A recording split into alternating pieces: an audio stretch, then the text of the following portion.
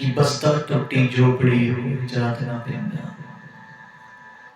एक गरीब व्यक्ति जो कि फटे पुराने कपड़े पहनता है और लीला कपड़ा पहनता है, और जिनके पास कुछ नहीं है, जिनके पास कोई काम नहीं, रहने के लिए अच्छा घर भी नहीं, उनकी पत्नी भी नहीं, बच्चे भी नहीं, तो उस गरीब को कोई आदर भी नहीं देता। श्री कृष्ण जी ने भगवत गीता में ये लिखा है, कर्मण्येवाधिकारस्ते मा फलेषु कदाचन।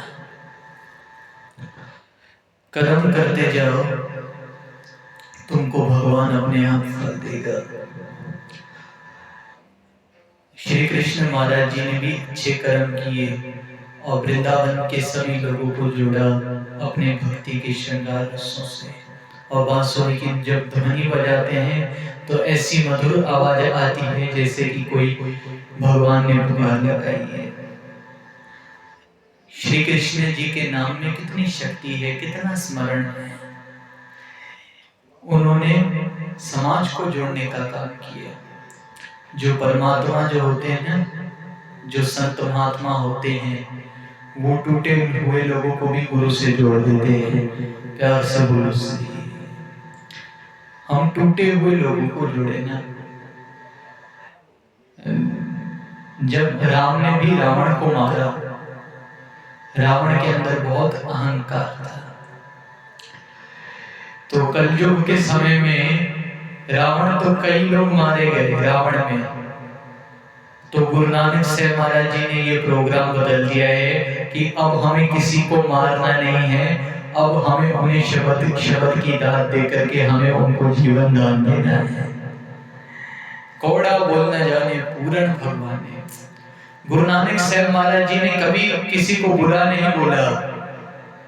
गुरु नानक साहब महाराज जी सदा मीठा बोलते हैं, मीठा बोलते हैं। तो इसलिए श्री कृष्ण महाराज जी ने ये कहा है कि कर्म करो, कर्म करोगे तो आपको फल ऊपर वाला देगा। आपको कर्म फल के लिए नहीं करना है, कर्म आपको अपने सुखों के लिए करना है। गुरु ग्रंथ साहब महाराज जी की वाणी कहती है कि सुख तेरा दिता नहीं। सुखों की अगर दाते पानी है ना, तो भाई आदम गुरु रामदास महाराज जी के चरणों में पहुंचा। उस समय दिवाली का टाइम था, दाता बंदी छोड़ दिवस। दिवाली के टाइम पे सचखंड श्री हरमंदिर साहब में कितनी संगत आती है, लाखों के करीब संगत आती है देश विदेश से। वहां दाता बंदी छोड़ दिवस वाले दिन सचखंड श्री हरमंदिर साहब में वहां पे हाजिरी भरने के लिए आते लोग। जब पुराने जमाने में जब दीपावली होती थी तो उस समय ठंड का टाइम रहता था, तो उस जमाने में कोई होटल्स भी नहीं थे और ठहरने के लिए कोई प्रबंध भी नहीं था।